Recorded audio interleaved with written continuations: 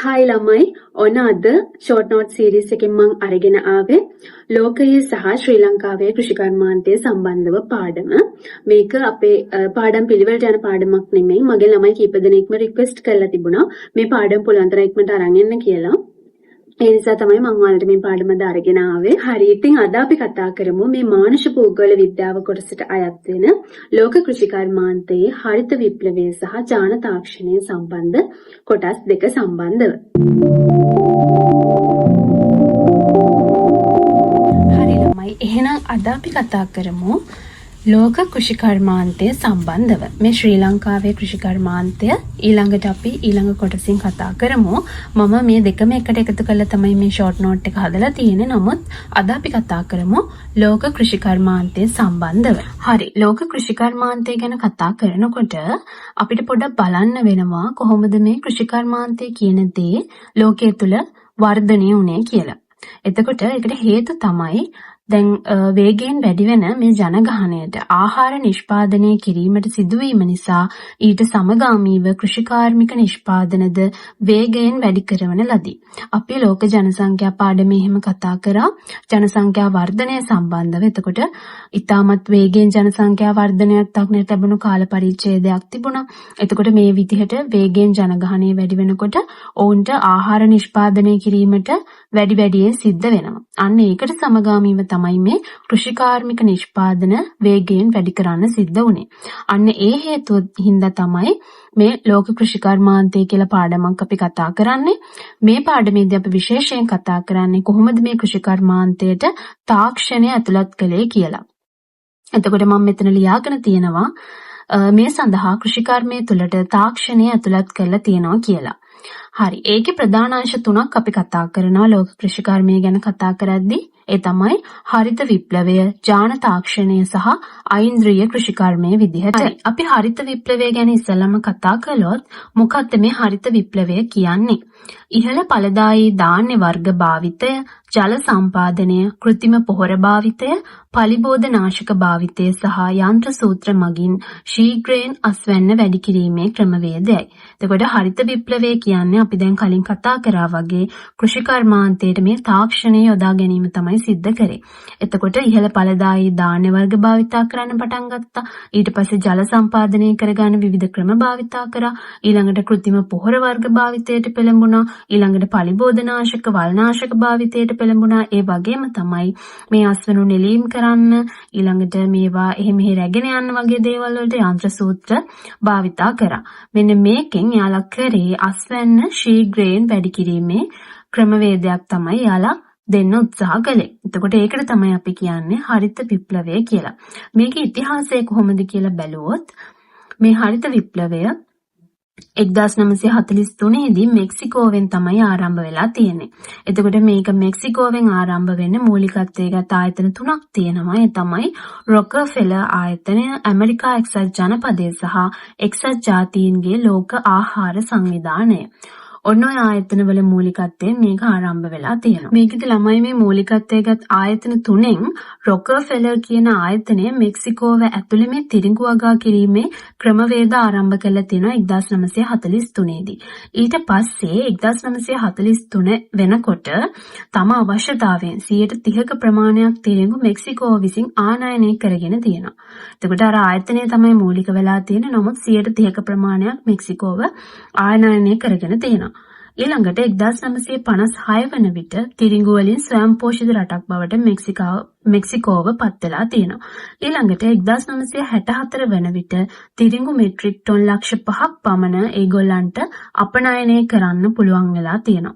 1962 දී තිරිඟු ව්‍යාපෘතිය අවසන් විය. එතකොට මේ රොකෆෙලර් ආයතනය මගින් තිරිඟු ව්‍යාපෘතියක් පටන් ගත්ත මෙක්සිකෝවේදී මෙන්න මේ අවුරුදු වලදී ඒක වර්ධනය වෙලා අන්තිමේදී 1962 දී මේ තිරිඟු ව්‍යාපෘතිය අවසන් වෙලා තියෙනවා. ඊළඟට බැලුවොත් 1963 දී ලෝක ආහාර හා කෘෂිකාර්මික සංවර්ධනය සඳහා වන ලෝක සැලැස්ම නම් වැඩසටහන මගින් හරිත විප්ලවය නමින් මෙම ක්‍රමවේදය ලෝකයේ පුරා ව්‍යාප්ත විය. එතකොට හරිත විප්ලවය කියන නමින් මේ ක්‍රමවේදය ලෝකයේ පුරා ව්‍යාප්ත වෙලා තියෙන්නේ 1963 දී. 1962 දී පිලිපීනයේ මැනිලා නුවර ජාත්‍යන්තර සහල් පර්යේෂණ ආයතනය පිහිටුවලා තියෙනවා. ඒකට අපි කියනවා IRRI කියලා. ඊළඟට 1980 දී පිහිටුවන ලද ජාත්‍යන්තර කෘෂිකර්ම පර්යේෂණ පිළිබඳ උපදේශක සභාව මගින් හරිත විප්ලවයේ සම්බන්ධ කටයුතු අදටත් පවත්වාගෙන යනවා කියලා මේකේ සඳහන් කරලා තියෙනවා. ඊළඟට මේ හරිත විප්ලවයේ කෘෂිකාර්මික තාක්ෂණය ප්‍රධාන කොටස් දෙකක් යටතේ අපිට කතා කරන්න පුළුවන්. ඒ තමයි නව මාදිලියේ වැඩි ඵලදායී බීජ වර්ග හඳුන්වා දීම, නවීන තාක්ෂණික ශිල්ප ක්‍රම හඳුන්වා දීම. එතකොට මේ හරිත විප්ලවය තුළ ඇත්තටම සිද්ධ වුණේ මේ අස්වැන්න වැඩි කිරීමට තාක්ෂණය භාවිතා කිරීම. එතකොට මේ තාක්ෂණය කොහොමද යොදාගෙන තියෙන්නේ කියලා මෙන්න මේ වගේ ප්‍රධාන කොටස් දෙකකින් කතා කරන්න පුළුවන්. ඒ තමයි නව මාදිලියේ වැඩි ඵලදායී බීජ වර්ග හඳුන්වලා දුන්නා. ඒ වගේම නවීන තාක්ෂණික ශිල්ප ක්‍රම හඳුන්වලා දුන්නා. ඊළඟට අපිට කතා කරන්න පුළුවන් නව මාදිලියේ වැඩි ඵලදායී බීජ වර්ග හඳුන්වා දුන්නේ කොහොමද කියන එක. ඒකෙත් ප්‍රධාන ආකාර දෙකක් තියෙනවා. ඒ තමයි මුහුම් කළ බීජ හඳුන්වා දීම සහ දෙමුහුම් කළ බීජ හඳුන්වා දීම. අපි බලමු මොනවද මේ මුහුම් කළ බීජ කියන්නේ කියලා. එකම විශේෂයකට අයත් වෙනස් ලක්ෂණ සහිත ශාක දෙකක් මුහුම් කර උසස් ගුණාංග ඇති බීජ නිපදවීම. එතකොට මේක එකම විශේෂයකට අයත් වෙන්න ඕනි. නමුත් වෙනස් ලක්ෂණ තමයි තියෙන්න ඕනි. එහෙම ශාක දෙකක් එකට මුහුම් කරලා දැන් අර එකම විශේෂයට අයත් වුණාට වෙනස් ලක්ෂණනේ තියෙන. අර වෙනස් ලක්ෂණ දෙක එකට එකතු වුණාම එතන උසස් ගුණාංගයක් තියෙන බීජයක් තමයි නිර්මාණය වෙන්නේ. ඉතින් එහෙම කරන එක තමයි කියන්නේ මේ මුහුම් කළ බීජ කියලා. ඒ විදිහට හදලා තියෙන බීජ වර්ග තමයි IR8, Nericas, TN1, IR36 වගේ දේවල්. එතකොට මේවා V ප්‍රභේද තමයි ගොඩක් වෙලාවට ඕන් මේ විදිහට මුහුම් කරලා නිර්මාණය කරලා තියෙන්නේ. මේ මුහුම් කළ බීජ කියන එක ගැන තවදුරටත් උදාහරණයකින් පැහැදිලි කළොත් ඔයාලා හිතන්න ඔන්න දැන් එකම විශේෂයකට අයත් V ප්‍රභේද දෙකක් තියෙනවා. ඒකෙදී එක ප්‍රභේදයක් නියඟයට ඔරොත්තු දෙන බීජයක් තමයි ඒක. ඒ වගේම අනිත් ප්‍රභේදය ගත්තාම ඒකේ අස්වැන්න ඉතා ඉහළයි. එතකොට මේ දෙකේ තියෙන මේ ලක්ෂණ දෙක එකතු කරලා හදන බීජයට එනවා එතකොට ගුණාංග දෙකක්. ඒ තමයි නියඟයට ඔරොත්තු දෙනවා, වැඩි අස්වැන්නක් සහිත වෙනවා. එතකොට ඔන්න ඔය විදිහට වෙනස් ලක්ෂණ සහිත ශාක දෙකක් මුහුම් කරලා උසස් ගුණාංගයක් තියෙන බීජ නිපදෙව්වා මේ හරිත විප්ලවයේදී. එතකොට අන්නේ උදාහරණයෙන් ඔයාලට ඒක පැහැදිලි කරගන්න පුළුවන්. ඊළඟට අපි කතා කළොත් දෙමුහුම් කළ බීජ සම්බන්ධව මේක ගොඩක් වෙලාවට පටක රෝපණය වගේ සංසිද්ධියක් තමයි සිද්ධ වෙන්නේ. එකිනෙකට වෙනස් ජාන සංයුතියකින් යුක්ත ශාක විශේෂ දෙකක් අතර පරපරාගණය කිරීමෙන් උසස් ගුණාංග සහිත නව ශාකයක් බිහි කර ගැනීමේ ක්‍රියාවලියයි. එතකොට අර කිව්වා වගේ මේකෙදි ගන්න අපි එකිනෙකට වෙනස් ජාන සංයුතියක් තියෙන ශාක විශේෂ දෙකක්. ඒ දෙක පරපරාගණය කරලා තමයි උසස් ගුණාංග තියෙන නව ශාකයක් බිහි කරගන්නේ. එතකොට මේක පටක රෝපණය වගේ ක්‍රියාවලියක්. මේක ගොඩක් වෙලාවට සිද්ධ කරන්නේ විද්‍යාගාර ඇතුලේ. එතකොට උදාහරණ තමයි BG 407H, Norin 10 වගේ බීජ වර්ග. හරි, ඊළඟ ප්‍රධාන කොටස තමයි නවීන තාක්ෂණික ශිල්ප ක්‍රම හඳුන්වා දීම. මෙන්න මේක යටතේත් අපිට කොටස් තුනක් කතා කරන්න පුළුවන්. ඒ තමයි නවීන යන්ත්‍ර සූත්‍ර භාවිතය, කෘෂි රසායන වර්ග භාවිතය සහ තොරතුරු තාක්ෂණය හඳුන්වා දීම. අපි බලමු එකින් එක කොහොමද මෙවුවා සිද්ධ වෙලා තියෙන්නේ කියලා. නවීන යන්ත්‍ර සූත්‍ර භාවිතය ගත්තහම මේ වැඩ පහසු කර ගැනීමට, අස්වනු නෙලීමට, ඊළඟට ඒ හැම දෙයකටම බිම් සකස් කිරීමට, බීජ වැපිරීමට, වල් නෙලීමට ඔය හැම දෙයකටම යන්ත්‍ර සූත්‍ර භාවිතය තමයි සිද්ධ වුනේ. එතකොට මේ යන්ත්‍ර භාවිතයේ වාසි ටිකක් ලියාගෙන තියෙනවා. ඒ තමයි කාලය ඉතිරි වීම, ශ්‍රම හිඟයට පිළියමක් වීම, අස්වැන්න අපතේ යාම අඩු වීම, ඇති හැකි ගොවීන් පිරිසක් බිහිවීම, යන්ත්‍ර සූත්‍ර නඩත්තුව හා සේවා සම්බන්ධව නව රැකියා පිහිවීම. එතකොට මේ හරිත විප්ලවය හරහා උස් පහත් ભેදයක් යම්කිසි මට්ටමකින් නිර්මාණය වුණා. ඒ වගේම තමයි යන්ත්‍ර සූත්‍ර නඩත්තු ඔය සේවා සම්බන්ධව නව රැකියා අවස්ථා බිහි වුණා.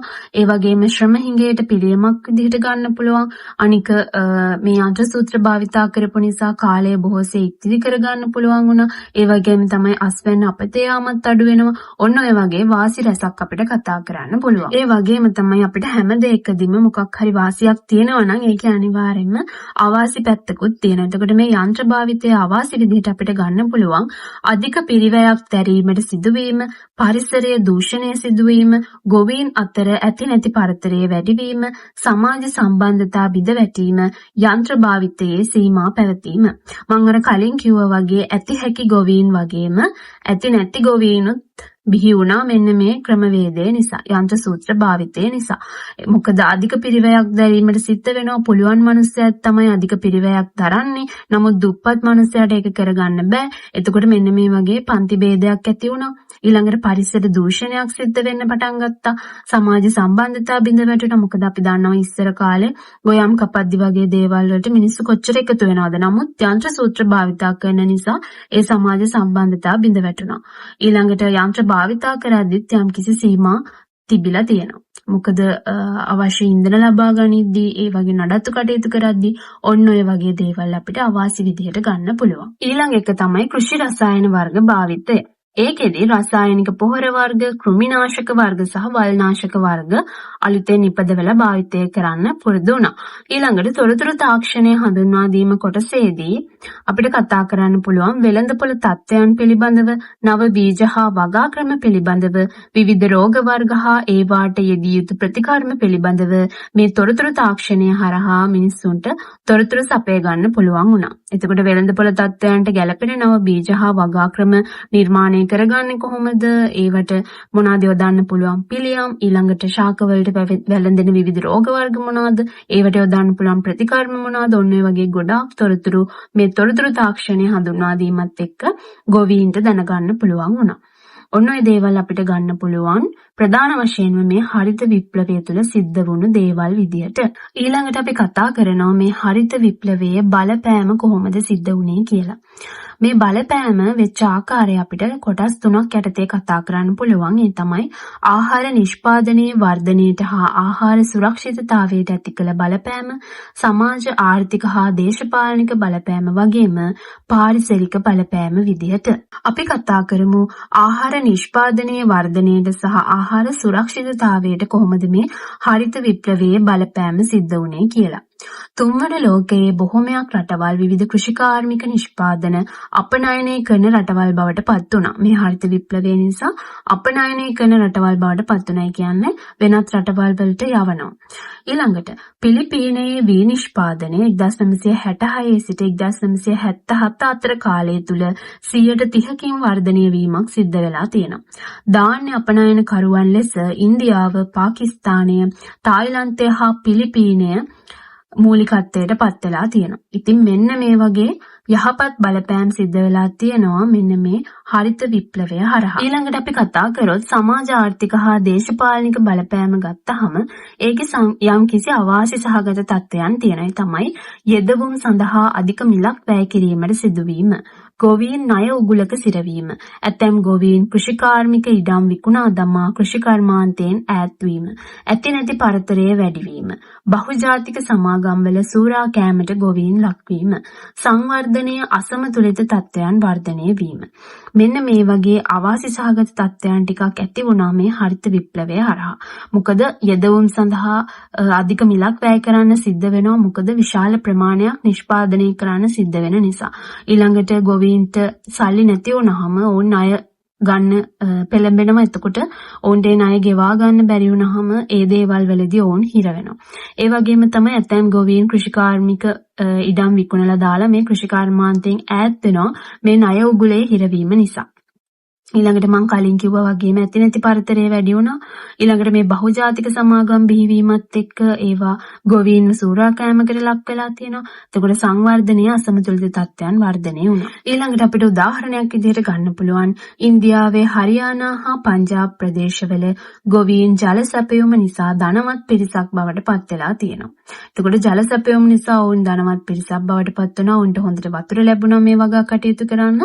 ඔන්න ඔය වගේ උදාහරණ ගන්න පුළුවන්. මොකද සංවර්ධනීය අසමතුලිත තත්ත්වයන්. ඊළඟට ඇති නැති පරතරය ඇති වෙන්නත් මේවා හේතු විදිහට ගන්න පුළුවන්.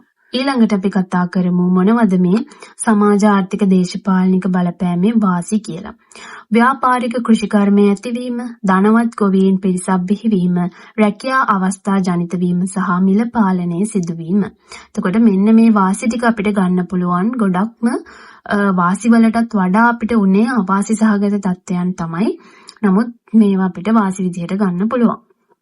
ඊළඟට අපි කතා කරොත් පරිසරයට කොහොමද බලපෑමක් ඇති වුනේ කියලා. ජෛව විවිධත්වයේ විනාශ වීම, පසේ සාරවත් බව අඩුවීම, සැඟවුණු අස්වැන්න විනාශ වීම, පරිසර දූෂණය සිදුවීම, හිතකර පාංශ ජීවීන් විනාශ වීම, අහිතකර ආක්‍රමණික ශාක බහුල වීම, ජලජ ජීවීන් හා ජලජ පැලෑටි විනාශ වීම. එතකොට මේ හරිත විප්ලවය නිසා අපි තාක්ෂණය යොදාගත්තා, නව බීජ වර්ග නිෂ්පාදනය කරා. මේ හේතු නිසා ජෛව විවිධත්වයට බලපෑමක් එල්ල වුණා. ඒ වගේම තමයි වල්නාශක කෘමිනාශක භාවිතා කරපු නිසා පසේ සාරවත් බව අඩු වුණා. පරිසර දූෂණය සිද්ධ වුණා. එතකොට මේ හිතකර පාංශ ජීවීන් විනාශ වීම සිද්ධ වුණා. ඒ වගේම තමයි මේ වල්නාශක ඔය කෘමිනාශක වගේ දේවල් නිසා අහිතකර ආක්‍රමණික ශාකත් ඇති වෙන්නට ඒක හේතුවක් වුණා. ඊළඟට මේවා ගංගා මූලාශ්‍රවලට එකතු වුණාට පස්සේ ජලජ ජීවීන් ඒ ජලජ පැලෑටි විනාශ වෙන්නත් ඒක හේතුවක්. අස්වැන්න විනාශ වීම සම්බන්ධව ඔයාලා දන්නවා ඉස්සර කුඹුරු ආශ්‍රිතව ඔය පලා වර්ග හිම ගොඩක් තිබිලා තියෙනවා. නමුත් මේ වල්නාශක කෘමිනාශක ආවට පස්සේ ඒ පලා වර්ග ඔය ගිරා පලා ඒ වගේම ඔය ගොටුකොළ ඊළඟට කාංකුන් වගේ පලා වර්ග හිම විනාශ වෙන්න පටන් ගත්තා. එතකොට අපිට අර ප්‍රධාන අස්වැන්න විතරයි ලැබුණේ. මේ සැඟවුණු අස්වැන්න විනාශ වෙන්න ගත්ත නිසා.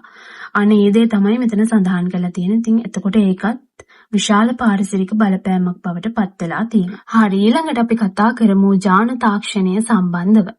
ජාන තාක්ෂණය කියන්නේ එක් ජීවියෙකුගේ හෝ ශාකයක ජානයක් වෙනත් ජීවියෙකුගේ හෝ ශාකයක ජානයක් සමග මුසු කර පළමු ජීවියාගේ හෝ ශාකයේ ගුණාංගවලට වඩා වෙනස් ගුණාංග ඇති සත්වයෙකු හෝ ශාකයක් බිහි කිරීමේ ක්‍රියාවලියයි.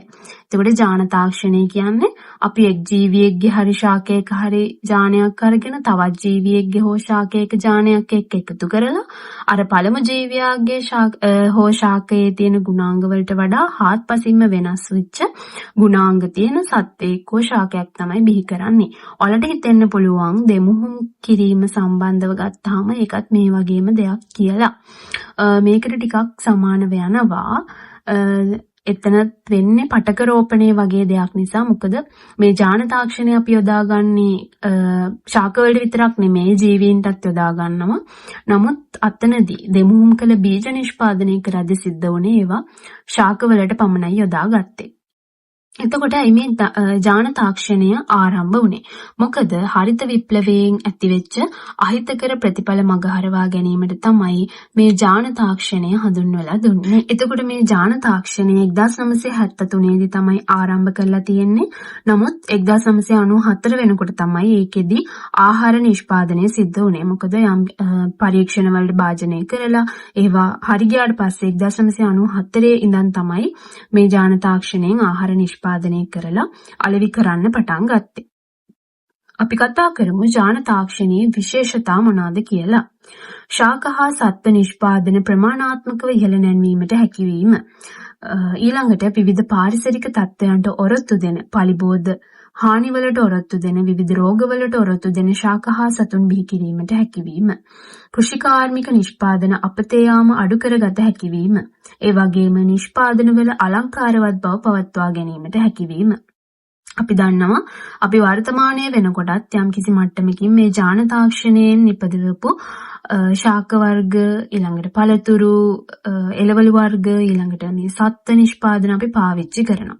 එතකොට ශාක හා සත්ත්ව නිෂ්පාදන වල ප්‍රමාණාත්මක බව, එයාලා ගුණාත්මක බව ගැන හිතුවේ නැහැ. ප්‍රමාණාත්මක බව ඉහළ නැන්වීමට තමයි ගොඩක්ම යොදාගත්තේ. ඊට පස්සේ විවිධය අපි දැක්කා හරිත විප්ලවයේදී විවිධ හිතකර බලපෑම් සිද්ධ වුණා පරිසරයට වගේම ඊළඟට එතකොට මේ විවිධ පාරිසරික තත්ත්වයන්ට ඔරොත්තු දෙන විදිහට ඊළඟට පලිබෝධ හානි වලට ඔරොත්තු දෙන විදිහට රෝග වලට ඔරොත්තු දෙන විදිහට මේ ශාක හා සතුන් බිහි කරන්න පුළුවන් වුණා මේ ඥාන තාක්ෂණය හරහා.